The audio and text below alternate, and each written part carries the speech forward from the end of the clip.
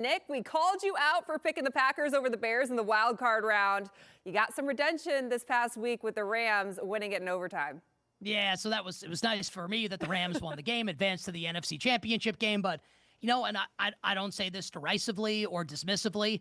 What a season by the Chicago Bears. Actually made this season a lot more entertaining for NFL fans. And I will say, Cassie, I know I picked against the Bears a couple weeks in a row to start the playoffs.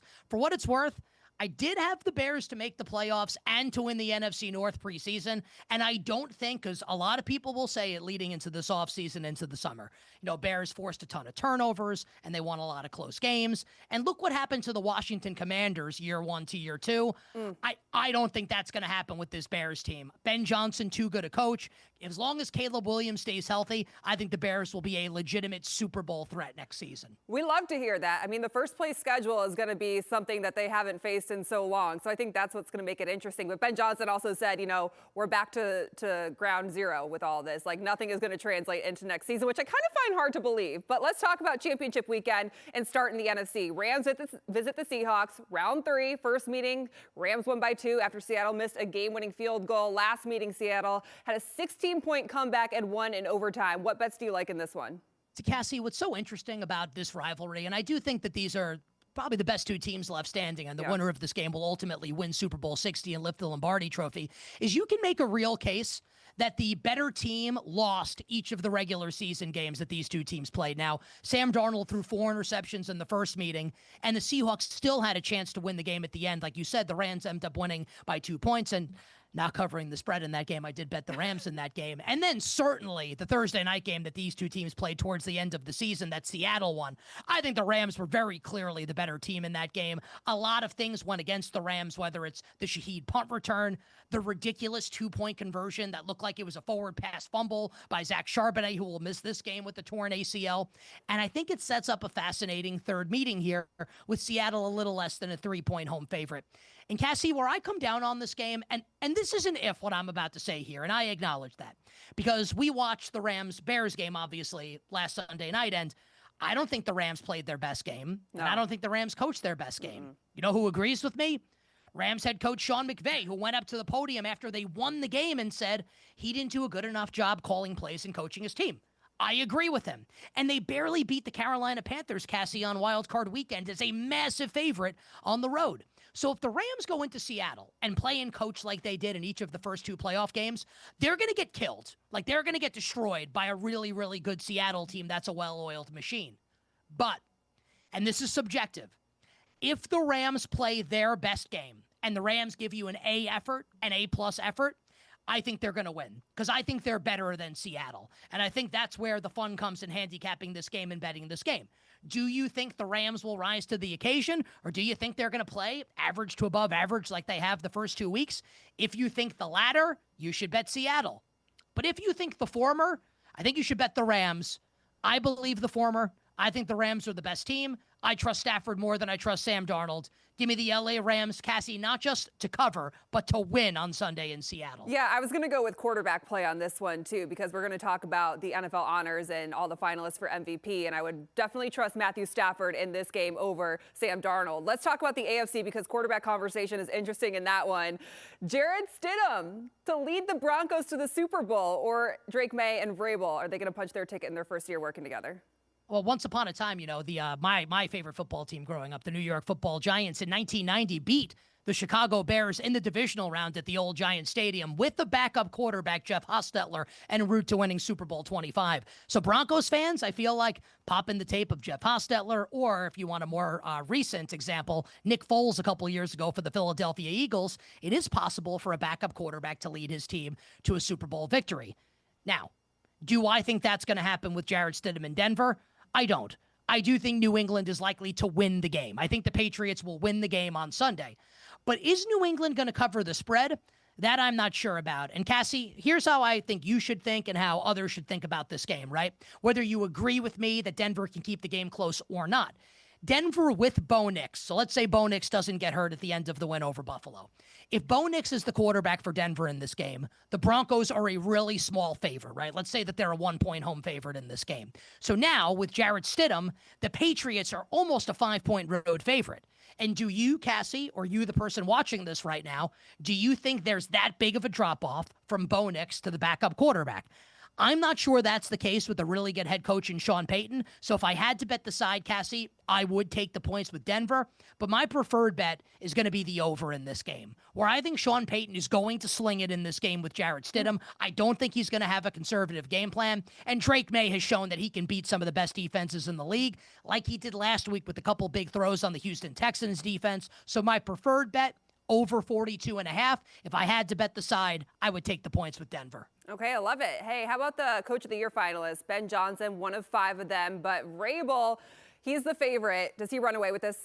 Yeah, I think Mike Vrabel will end up winning Coach of the Year. And we normally don't get this where there's so many, like, really strong candidates and deserving candidates for Coach of the Year. And I really think, and you can disagree with this, and I mean that sincerely, right? I think it's all really subjective.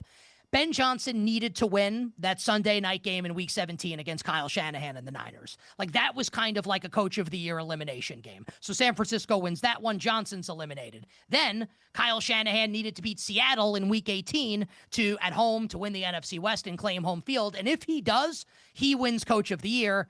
They lose that game. The Patriots win the next day. They're the 2 seed in the AFC. I do think it will be Mike Vrabel that wins Coach of the Year. But look, for Bears fans, it's almost like, who cares who wins Coach of the Year? You have your coach in Ben Johnson. I do think Vrabel will win the award. Yeah, he won Coach of the Year in our eyes. What about the other NFL honors with, like, Offensive Rookie of the Year and Defensive Rookie of the Year?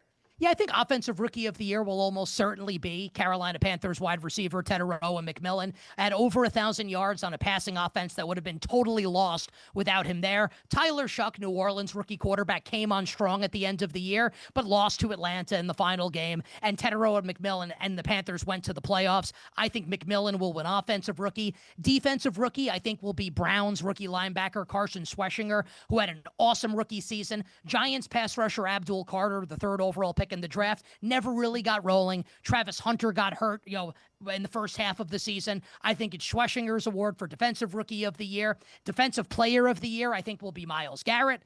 Offensive Player of the Year will be Seahawks wide receiver Jackson Smith and Jigba. And I do think the MVP will be Rams quarterback Matthew Stafford. So Drake May stands no chance at MVP. I don't know if he stands no chance. And something that's interesting with MVP this year, we saw Matthew Stafford be the first-team All-Pro quarterback, and he got 31 votes, right, to be for the first-team All-Pro. Last year, we saw Lamar Jackson named the first-team All-Pro quarterback, and Josh Allen won MVP. So it's not impossible that Drake May could win Most Valuable Player, but to me, like, Lamar had won a couple MVPs already, and it felt like voters were kind of dying to award Josh Allen and give Josh Allen an MVP. I think this year, and you have to kind of because it's human beings making these decisions, right? Matthew Stafford this is kind of a really, like, nerdy analogy here. He's not quite like Susan Lucci, who was like the soap opera actress who, like, never won Best Actress in a soap opera. He's kind of like the Lifetime Achievement Award. He's never won an MVP award. He's at the end of a Hall of Fame career. And I think that if I'm a voter, I'm more likely to honor him than a second-year quarterback in Drake May, who, whether right, wrong, or indifferent, you can talk yourself into saying, like, May could win more MVPs down the road. Like, maybe that could happen. That's why I think Stafford's most likely to win the award this year. All right, Christian McCaffrey is the only player to be a finalist for MVP, Offensive Player of the Year, and Comeback Player of the Year in the same season since Joe Burrow in 2024. Which would you put your money on him winning? Comeback Player of the Year. He has no chance for the other awards. He can't win Offensive Player. I think that's JSN's award. I think he wrapped that up in Week 18. I think he has a 0% chance to win MVP. Comeback Player for sure for Christian McCaffrey. All right, I heard a little rant that you had on Twitter. Buffalo Bills had a tumultuous week after firing Sean McDermott and conducting a very strange press conference with their owner, Terry Pegula, and general manager, now promoted to president of football operations, Brandon Beane. As a sports fan, have you been dumbfounded by the Bills' public relations folly? Yeah, I think, it's hard let's say you're the greatest PR person in the world, right? And the owner wants to get up there and talk. Like, the owner's going to say whatever the owner wants to say, and there's not much you can do about it. So I think the conversation is, like, should the owner have gotten up there and talked? And that's not a decision that I can make. He owns the team. He can do whatever he wants. But I don't think he covered himself in glory by dragging, Keon Coleman, the young wide receiver, through the mud. And look, Keon Coleman has been a disappointment. We don't know if he's a bust just yet, but he hasn't been very good. And everyone knows he hasn't been very good. But it's really unsavory for an owner to kind of air out one of his players like that. And I can just guarantee, even though I'm not in that locker room, who's going to like that he did that? Like, no one's going to like that. And the other thing is, Cassie, and people that didn't see this press conference, Brandon Beane, the GM, now the president of football operations, is asked about Keon Coleman, and Terry Bagula interrupts him to say the coaches actually wanted to draft Keon Coleman, not Brandon Beane, when there's tons of video evidence of Brandon Beane actually saying that he wanted to draft Keon Coleman. So, like, we know that he's lying. Like, we know that this isn't true. And it makes me think of, like, Game of Thrones before the Red Wedding. Like, imagine if Roose Bolton and Tywin Lannister had to give a press conference after the Red Wedding and defend what they did and lie about it. We all know what actually happened. So not a good look for Pagula, for Beane, for the Buffalo Bills. The good news for them, as long as they've got Josh Allen, the team on the field should be pretty good. And you love watching this meltdown, right, as a Giants fan? I would say that as a sports fan, I enjoy things like this. As a sports radio host, I enjoy content like this. As a Giants fan, I mean, we beat the Bills in Super Bowl 25, so it's whatever for me. But yeah, like, it's great content. I always appreciate stuff like this. All right, Nick Kostos, we appreciate your time. You got it. Wishing everybody minimal sweats, winning bets, the absolute very best of luck.